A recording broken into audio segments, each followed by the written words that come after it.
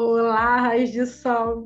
Como vocês estão? Estão se cuidando, né? E sabem que eu sempre chego com novidades, e a novidade do momento, em comemoração aos 10 mil inscritos desse canal, aos 2 anos desse canal, a maravilhosidade que nós somos, porque somos sós vivos. Estou com essa série sobre o afrofuturismo, uma série Aulas Cria, Aulas Cria. E hoje a gente vai conversar sobre um tópico muito importante, introdutório, vamos dizer assim, que é justamente o papel da filosofia no afrofuturismo. O afrofuturismo é filosófico? O que é afrofuturismo, né? E aí eu não poderia fazer isso sozinha, e aí eu trouxe uma convidada solar para vocês. Mas antes de falar dela, eu preciso o quê? Pedir para vocês se inscreverem aqui nesse canal, ativarem o sininho, mandar esse conteúdo para alguém que faz sentido, me ajudar a furar bolhas, vir para o meu curso. Você sabe que está rolando a campanha de pré-venda do meu livro infantil, A Luz de Aisha. Então está esperando o quê? Para você ter um livrinho lindo para acender o seu sol, o sol dos seus erês, não é mesmo? Muito bem, então vou chamar essa convidada, que assim, essa série está sendo muito interessante, porque eu não tenho nem roupa para receber os convidados que estão passando aqui nesse especial sobre afrofuturismo. E a minha convidada é filósofa, só isso, baby. É uma mulher preta que traz, assim, umas ideias muito interessantes sobre o afrofuturismo. Deixa a gente, assim, questionando, pensando... muito bom, muito bom. E é a Carolina Desirê. Oi, Asa, muito obrigada pelo convite, por estar aqui no seu canal. Obrigada pelo solar, né? Essa receptiva tão solar. Estou muito feliz de estar aqui, espero que a conversa seja nutritiva e radiante. Então, agradecer, né, por você estar aqui, por ter aceito esse convite, por estar aqui para falar com os meus raios de sol sobre esse tema tão importante, tão filosófico. Mas antes, tem a vinheta. Tudo para acender o seu som.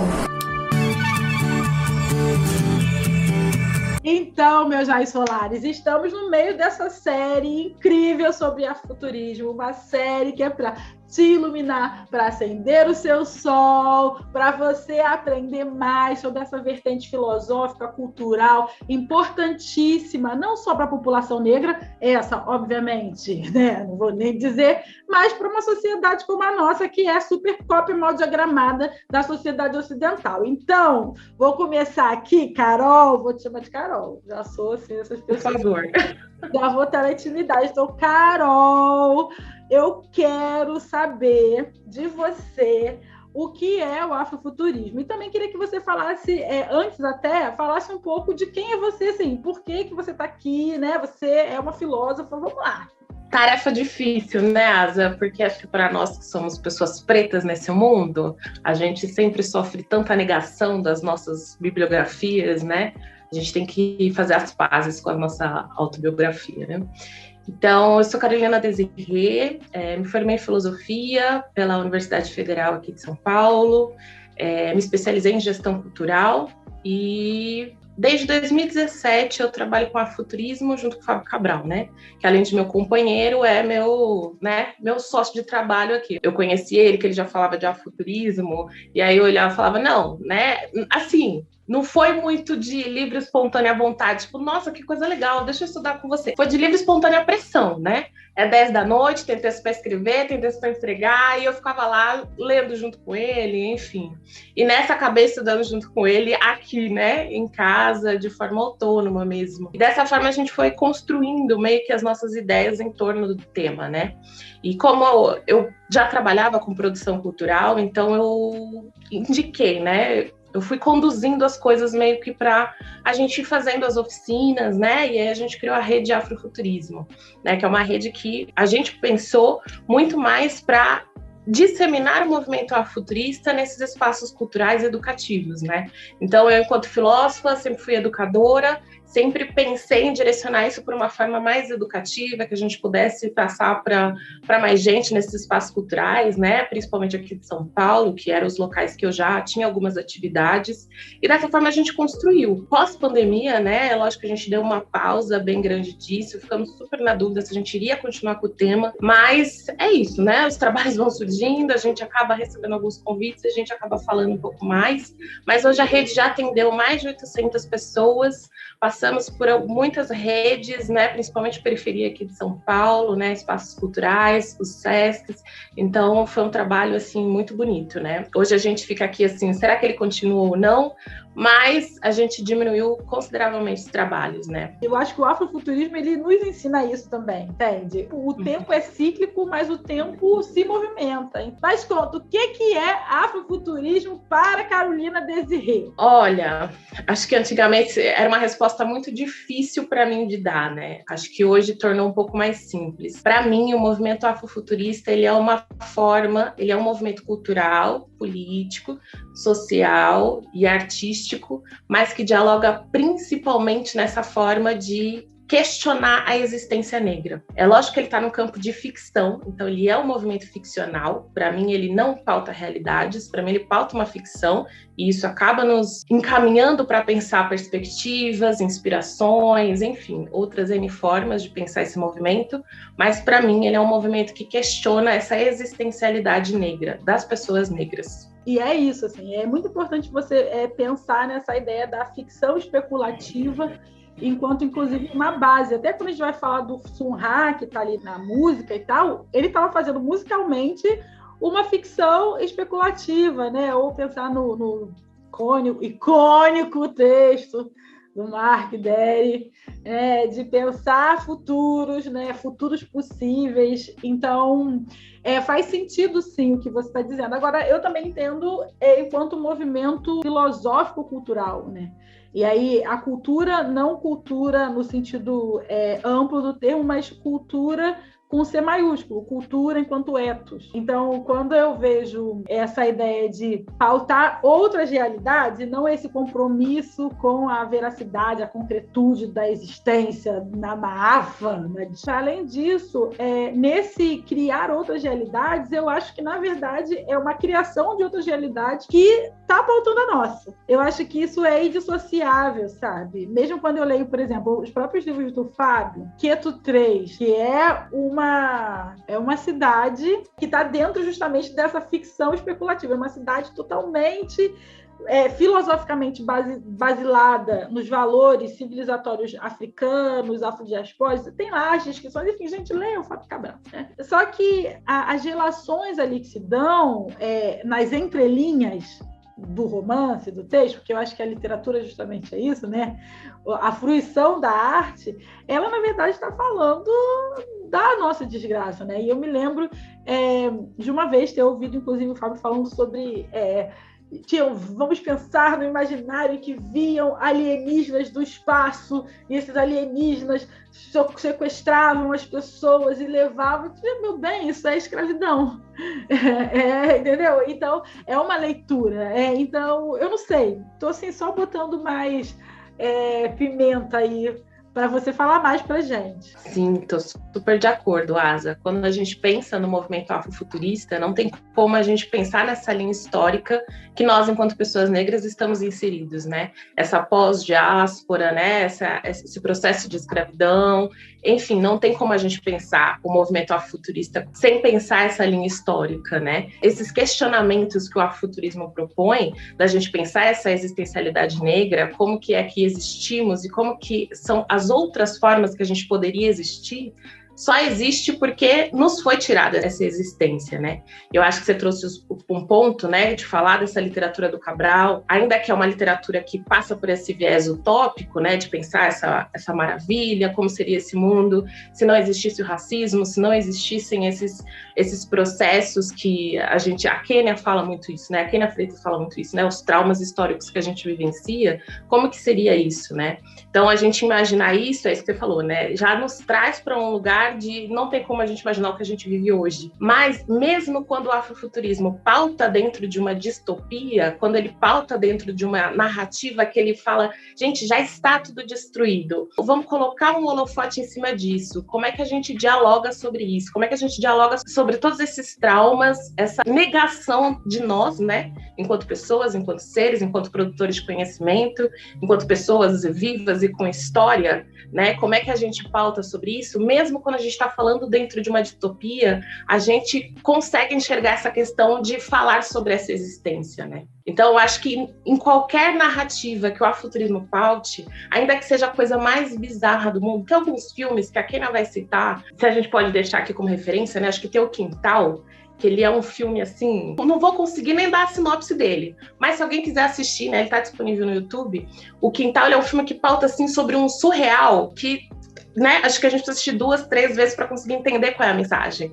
E mesmo ali que está dentro de uma, como a gente pode dizer, um não real, um absurdo, né, uma ficção do absurdo, ele tem ali uma questão falando.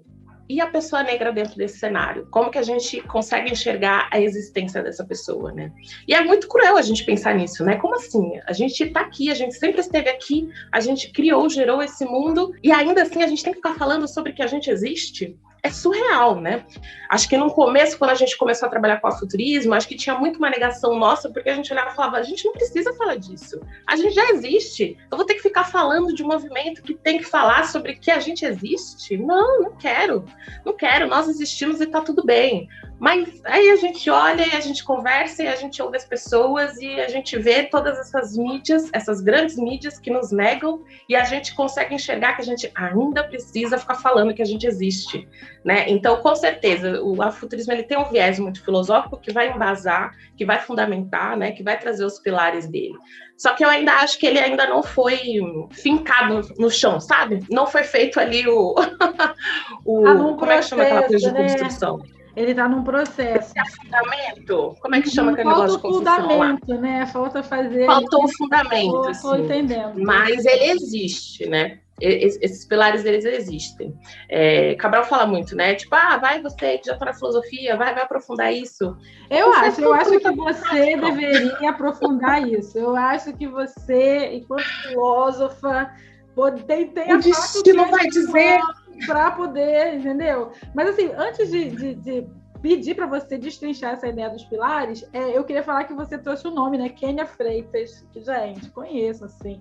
É uma referência, uma intelectual. Se vocês querem que Kenia apareça nesse canal, vai ter que deixar nos comentários.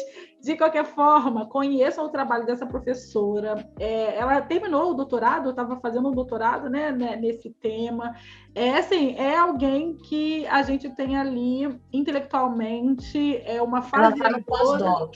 Está no pós-doc, então, já corrigindo, está no pós-doc, que é alguém que a gente tem ali como uma referência na formulação do pensamento afrofuturista dentro da nossa realidade aqui, afro-brasileira, né? Ela é muito maravilhosa, já troquei umas ideias com ela, e aí, enfim, então, deixar isso marcado. Outra coisa também, você falando sobre essa necessidade da repetição, enfim, eu sou professora, né? Então, assim, repetir é o que eu mais faço na vida. Mas, uma vez, eu ouvi a Conceição Evaristo falando uma coisa assim que era sobre a Carolina Maria de Jesus, uma fala dela muito bonita, enfim, e ela contou isso, assim, que ainda hoje, em 2021, não foi 2021, isso foi pré-pandemia, há pessoas que ainda chamam Carolina Maria de Jesus de Maria Carolina de Jesus. Ainda hoje, mesmo com tudo isso, todo o movimento, mesmo com a literatura dela, mesmo com o nome dela estampado na capa dos livros, as pessoas ainda teimam em chamá-la de Maria Carolina de Jesus. E aí a Conceição está falando o seguinte, isso mostra para a gente o quanto nós precisamos continuar repetindo as coisas, né? E ela terminou, foi muito bonito, eu lembro que eu chorei a peça, porque eu sou dessa, mas ela terminou assim, uma fala, enfim, ampla, mas ela terminou justamente falando assim, é por isso que eu não me canso de dizer, né? Carolina Maria de Jesus. E é sobre isso. É esse cansaço, assim. Eu também já ouvi muito, assim, das mais velhas de militância, assim, que pessoas negras têm que ter nome e sobrenome. Então, não é somente Asa. É Asa Ingere, meu amor. A Asa é para os íntimos. Vivi, então, é para poucos. Pouquíssimos, entende? Então, eu acho que, de alguma forma, é sobre isso que você está falando, né? Então, estamos fazendo uma série sobre afrofuturismo, com várias entrevistas sobre o afrofuturismo, e a gente vai estar repetindo nessa entrevista o afrofuturismo, porque ainda é uma batalha a ser travada, né?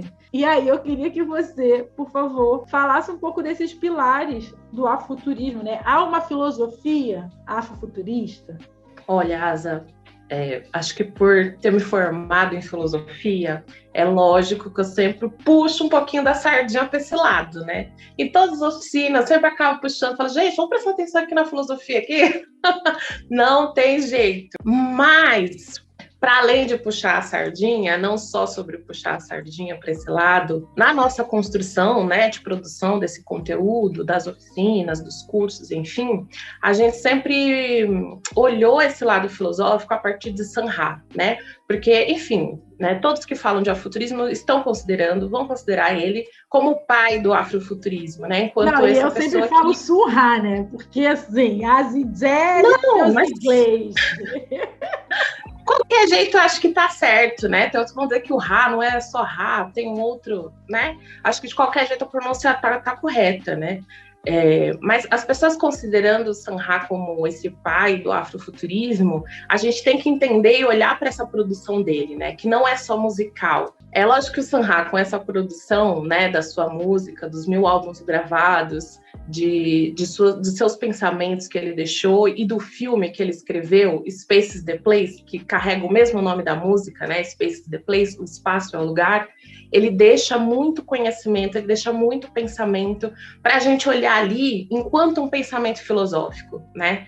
Acho que qualquer pessoa que quiser procurar, jogar na internet, vai achar algumas frases, até em português, né? Traduzidas, enfim, de frases que reforçam esse lado filosófico, que vão inspirar tudo que é produzido como afrofuturismo hoje. Qualquer trabalho que a gente olha, que a gente observa, que a gente vai ver de afrofuturismo, a gente vai achar algum elemento que Sanha deixou, direta ou indiretamente, né? Seja porque as pessoas ouviram falar, seja porque, né, essa concepção intuitiva, não importa. A gente vai achar algum elemento ali de Sanha. Ele bebia um pouco na filosofia quemética, né? Sim.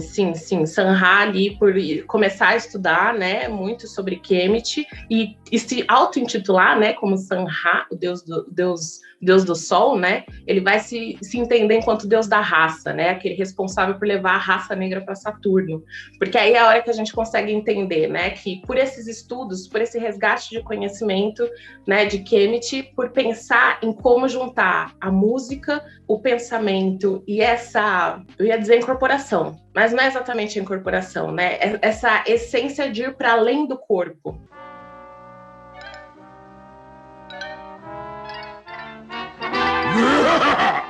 Né? Que eu acho que é uma coisa que em todas, a maioria, não vamos generalizar aqui, mas em todas as filosofias, mitologias africanas, a gente vai ter essa percepção, né? A nossa existência... É a compreensão holística do ser, né? Tá tendo aqui gente, foi mal, mas tá tendo um barulho aqui fora. Mas essa compreensão das várias dimensões do eu, e não só essa dimensão física, corpórea, né? Acho que tem a ver com isso, que é comum nas filosofias. Olha só, tem vídeo de filosofia africana nesse canal, entendeu? Então, quer saber, mas vai assistir os outros vídeos, tá bom? Como Sanha, quando ele vai pensar essa música dele, ele vai falar, né, que a música dele, ela não é só uma música, mas ela é o elemento que vai condicionar as pessoas a Saturno, sendo Saturno esse espaço seguro para as pessoas negras sobreviverem, né?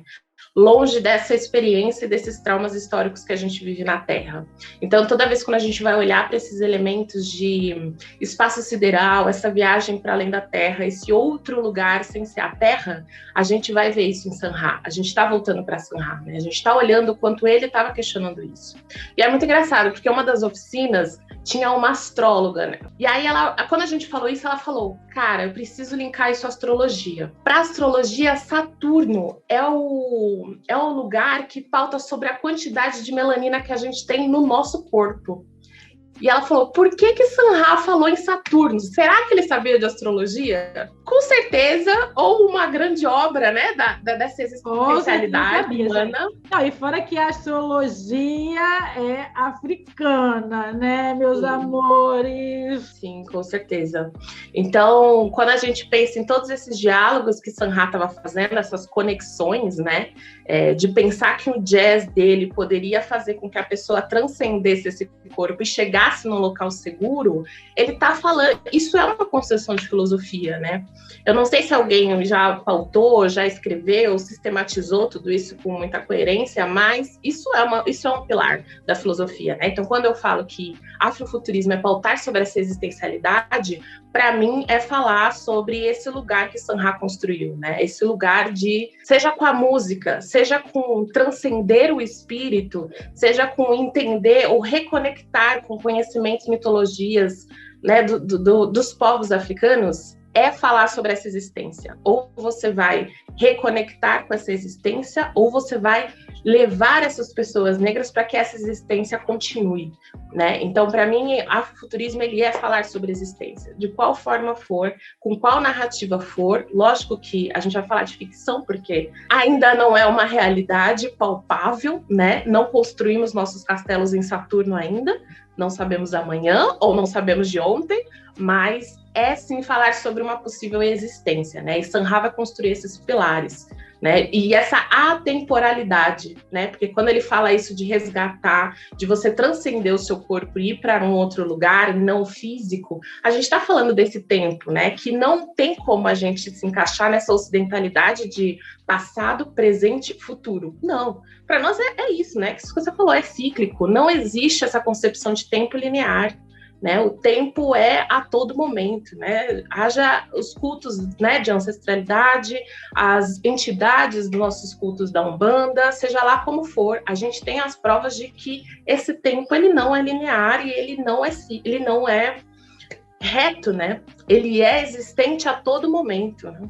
Olha, Carolina, ai meu Deus, eu tô pensando assim, tô pensando assim, a Carolina podia querer fazer um doutorado para eu orientar, ai meu Deus, nem ia gostar não, olha só eu cantando você ao vivo no meu próprio canal, enfim, vou deixar jogando no ar, né? Quem sabe, né? Deixa aqui nos comentários, vocês acham ou vocês não acham que a Carol deveria dar seguimento assim, né? Enfim, tem uma orientadora disponível por aí. E aí, Carol, enfim, tudo tem que acabar, né? O tempo é cíclico e o tempo também, né? Esse vídeo não pode ficar enorme, mas eu queria que você trouxesse, assim, nomes que você acha bons nomes para os raios de sol, para os seguidores desse canal, as pessoas que estão acompanhando essa série poderem acessar, né, para além daqueles que a gente já falou aqui, para além dos que vão passar e que já passaram aqui nesse canal, nessa série, outros nomes que você, assim, da música, né, já falou Sanha, e valem a pena, que acendem o nosso sol dentro do tema do afrofuturismo. Pensando em citar os nomes, né, eu queria só fazer uma observação pequena de quanto a gente está no momento hoje que quase todas as pessoas negras viraram afrofuturista, né? E isso eu estou fazendo uma crítica para a mídia mesmo, sabe? O quanto que Beyoncé, que nunca foi afrofuturista, sempre foi uma mulher negra no R&B, hoje ela é afrofuturista, né? Hoje a gente começa a resgatar nomes e questões que, tipo, tudo virou afrofuturismo. Isso é uma crítica mesmo. Vamos ver aí que esse vídeo não vai acabar antes da gente antecipar. Ótimo que você tocou nesse assunto. Ai, desculpa. Olha, eu cortando aqui o fluxo. Não, é ótimo, na verdade. E isso é uma grande questão. Eu, por exemplo, tenho um texto sobre Black Skin, em que tem ali um afrofuturismo, e eu pensei muito sobre isso. E tenho, inclusive, uma masterclass sobre as afro-referências na indústria cultural, que é uma crítica justamente a essa apropriação da indústria cultural, a esses elementos. Assim. E quando a gente vai pensar os pilares do afrofuturismo, a necessidade da centralidade identidade nas pessoas negras, ela é, enfim, é pilar, né, balizador. Então, a produção afrofuturista, ela tem, você sabe melhor que eu, que ela tem que sair, ser parida, né, por, né, cabeças negras, por artes negras, por mente negra, porque ele é um movimento essencialmente afrocêntrico. Eu não queria tumultuar no tema, não. Mas retomando a pergunta, né? Tudo isso, a gente acaba falando de tudo isso, porque quando a gente pensa em citar artistas, enfim, né, intelectuais, referências em nomes de afrofuturismo, é uma crítica que eu sempre faço, muito pensando na mídia, né? Como a mídia vai colocar as pessoas dentro desse lugar, ou vai jogar um afrofuturismo ali para atrair, para chamar atenção, né? E esquece que isso é um movimento, né? Ninguém vai falar que um artista que é, sei lá, surrealista, não, o romanticista fulano de tal, tipo, ninguém vai tirar ele do lugar, né, de produção dele. Mas com as pessoas negras, a mídia, né, faz questão de fazer isso, seja para chamar uma atenção, enfim. Quando eu citei a Beyoncé, pensando, né, como a mídia jogou a Beyoncé nesse lugar, nem foi pensando no Black Skin, foi pensando no trabalho anterior dela, né, do show lá do Coachella, assim que se pronuncia, não sei, mas o como eles jogaram ela nesse lugar. Mas o mais legal é que esse show é maravilhoso.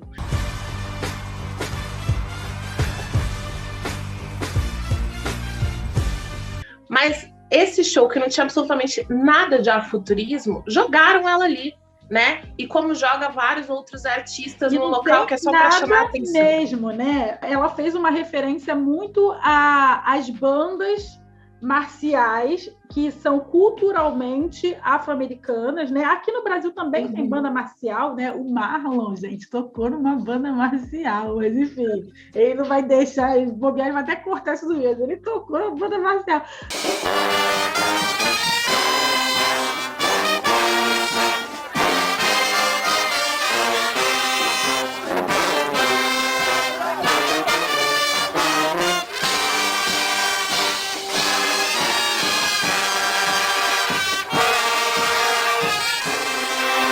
Acho que nesse show do Coachella, sei lá, ela tá fazendo muito mais uma referência a uma ancestralidade sulista dela, né, do que a afrofuturismo. Teve ali um erro de leitura, né? Eu comentei isso muito mais pensando nesse lugar, né? Eu acho assim que o Black Skin, ele tem elementos ali afrofuturista, né? Eu não consigo enxergar ele todo como uma obra afrofuturista, mas ele traz, né? Ela traz algumas referências, né?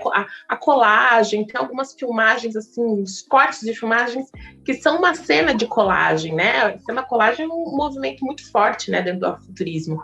Mas pensando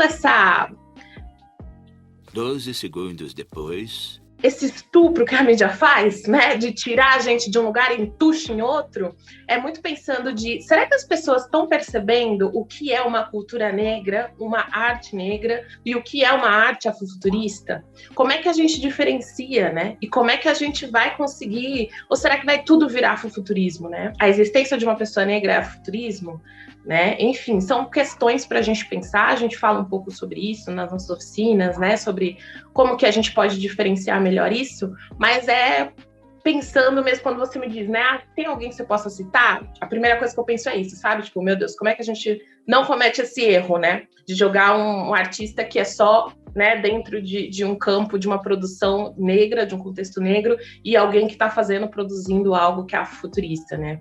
Acho que o afrofuturismo, ele sempre pauta sobre contextualizar todo um cenário, né? E algum elemento negro vai ter um personagem negro, né? O afrofuturismo não quer só ter uma representação, né? Não é sobre representatividade, né? É sobre apresentação. A Kênia vai falar isso muito bem nos textos, nos trabalhos dela.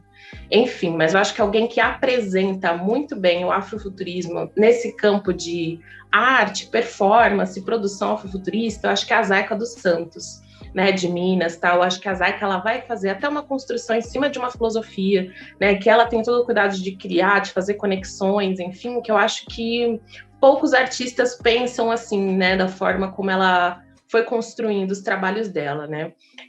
Eu acho que outros nomes, eu acho que alguns artistas principalmente de quadro, imagens, pinturas. Eu acho que a gente tem alguns, né, no Instagram, tem bastante, mas eu também tomo muito cuidado de citar nomes de pessoas que se autodeclarem, sabe? Para justamente não cometer esse erro de taxar a pessoa, não, essa pessoa é super tal. E eu acho assim que quem está produzindo, quem faz, quem cria, quem elabora algo, eu acho que são essas pessoas que merecem o crédito por dar um caminho para esse movimento, sabe? Eu acho que nós aqui, pensadores, a gente fica aqui pensando, a gente fica aqui analisando, a gente olha, taxa, a gente olha e interpreta, a gente nem sabe se é isso mesmo que a pessoa está falando, mas a gente vai e interpreta e ponto, né?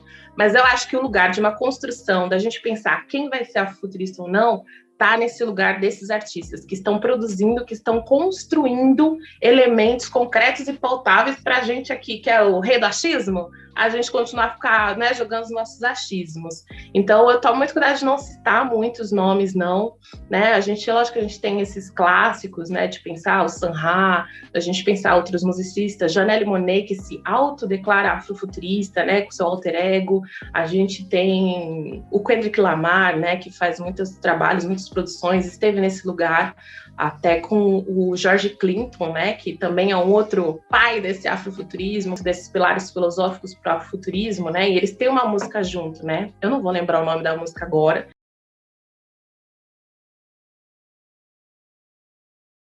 George Clinton é como se ele estivesse passando o bastão para o Kendrick Lamar, né? Como se estivesse passando o bastão em uma das músicas dele que ele fala do Cadillac, né? O Cadillac que vai para o espaço sideral, é como se ele estivesse passando o bastão dessa nave-mãe, da Mothership Connection, né? Ele está passando esse bastão para o Kendrick Lamar. É muito interessante mesmo, porque essa ideia de dar nomes. Eu tenho no meu trabalho muita preocupação em dar nomes às coisas, né? Pensei muito no afrosurto e tudo mais. Eu acho que você está certa, né, nisso. E aí volta mais uma vez uma discussão filosófica sobre o tempo, né? O tempo ele acaba também mostrando o distanciamento do tempo, mostrando esses movimentos, né? Muito difícil falar de um movimento que está acontecendo no tempo presente. E também esse lugar nosso, assim, de intelectuais, pessoas que estão pensando e que estão categorizando as produções dos outros e dando esse nome de afro, é como se fosse um grande guarda-chuva. E aí eu não consigo deixar de pensar em poder, né? Porque, de alguma forma, quando eu faço uma série pensando afrofuturos e eu elejo nomes que eu acho simbólicos para conversar sobre esse tema aqui, é claro que é um recorte, né? Pelo amor de Deus, tudo é um recorte. Mas tem aí também uma instância de poder, né? Que estou dizendo que esta pessoa pode, mesmo que seja só para mim, né, que essa pessoa pode falar sobre isso. Então, é muito importante você tocar nesse assunto, porque nós estamos, na verdade, numa disputa de poder com o mundo ocidental, um mundo opressor, um mundo desumanizador. E o afrofuturismo, ele vem também, enquanto movimento, disputar essa narrativa. É essencial você trazer essa reflexão bem filosófica. Muito obrigada, né, por isso. E aí eu vou te pedir, a gente tem que terminar esse vídeo, infelizmente, e aí deixar você se despedir, botar suas redes, como é que encontra suas oficinas. E aí eu queria te perguntar mesmo você, que mensagem você pode deixar para as pessoas aqui que acompanham esse canal, que estão acompanhando essa série, que acreditam que são sós vivos, que acreditam mesmo na luminosidade solar delas. Que mensagem assim você pode deixar para elas que não negociam as suas humanidades, Carol? Queria te agradecer muito, né, pelo espaço, pelas reflexões, né? É um espaço de escuta, um espaço de troca. Queria te agradecer muito, desejar muito sucesso para o canal, para sua vida, para sua família, né? Que seja uma caminhada próspera e longa. Sem dúvida, eu acho que é aquilo que eu falei no começo, né? Quando a gente começa a fazer as pazes com a nossa bibliografia, com as nossas histórias, a gente consegue enxergar esse sol da vida de um jeito diferente, né? E eu acho que enxergar o afrofuturismo de uma outra maneira, de uma maneira mais suave, entendendo essa importância de repetir, né, aquilo que você falou no começo, essa importância da gente, necessidade, né, não é nem importância, porque importante não seria se a gente não tivesse esse caminho tortuoso dessa experiência, né, dessas nossas experiências negras, mas essa necessidade de repetir tem que existir. Então, se eu puder repetir para as pessoas que estão ouvindo, para as pessoas que querem ainda achar o sol, que talvez ainda não encontrou, para mim esse sol, ele é nitidamente nós mesmos. mesmos, né? Quando a gente entende que nós somos esse sol, a gente existe. Eu acho que Sun-Ra, como deus da raça, como esse deus do sol, ele nos ensina isso. Você não precisa se declarar todo um comandante de uma raça, mas você pode se declarar comandante de si próprio. Na hora que a gente toma o poder que a gente tem de nós mesmos, é aí que ninguém nos para, né? Não tem pandemia, não tem nenhum inimigo, visível ou invisível, que nos pare. Então, que as pessoas consigam enxergar, consigam ter contato com esse sol próprio. Gente, não tem como, né? É muito maravilhosa. E aí, vocês conheçam o trabalho da Carol, vocês conheçam a oficina que ela faz com o Fábio. Carol, só tenho a agradecer. É isso, assim, o afrofuturismo enquanto movimento filosófico-cultural, ele é um movimento de resistência, ele é um movimento de ascendimento solar que tem um compromisso com a nossa narrativa, com a nossa centralidade, com as nossas histórias, independentes de likes, de views, de nomes, né? É uma coisa que eu aprendi na caminhada, assim, pelos movimentos sociais, na caminhada de militância, na aprendizagem mesmo com os mais velhos da militância, que é sempre tomar muito cuidado com aqueles que a mídia, o sistema, o ocidente, a supremacia, né? Ou a indústria cultural elegem, né? Aqueles negros que ela elege enquanto símbolo de uma raça. Né? Então, eu acho que é sobre isso, assim, vamos exaltar, né? Mas essa lógica de pretos no topo, pretos únicos, é o que eu falo no mulherismo africano, né? Esse negócio de ser o grande nome do mulherismo africano, gente, isso é perigoso, muito perigoso, e eu acho que também deve ser pensado em termos de afrofuturismo, né? Quem é o grande nome, como um movimento vai ter um grande nome, né? Porque movimento é constituído por ondas, no coletivo, pessoas. Então, isso foi uma aprendizagem que eu tive no movimento social, que essas aprendizagens, né, que está ali na base mesmo do contato social com o outro, que a gente vai aprendendo, né? Enfim, acho que essa é uma mensagem. Carol, temos que terminar. Muito obrigada. Caminhos abertos para nós. Já deixei a cantada para você. Vamos jogar para o universo, né? Quem sabe, né? Vamos ver. E agradecer a todo mundo que assistiu esse vídeo até aqui. Essa série está incrível, é um presente para vocês, é um agradecimento meu por vocês confiarem no meu trabalho. Então, assistam aos outros episódios. Conheçam o meu clube de membros na plataforma Apoie-se. Gente, tá bem solar. Todo dia eu coloco um conteúdo exclusivo para a galera. E as referências bibliográficas de todos os vídeos dessa série vão sair com exclusividade só para os meus apoiadores. Então é isso, ó. Fiquem bem, fiquem vivos. A nossa humanidade é inegociável. E que olhar, Tiona. Tchau, tchau. Tchau, Carol. Tchau, Asa. Obrigada.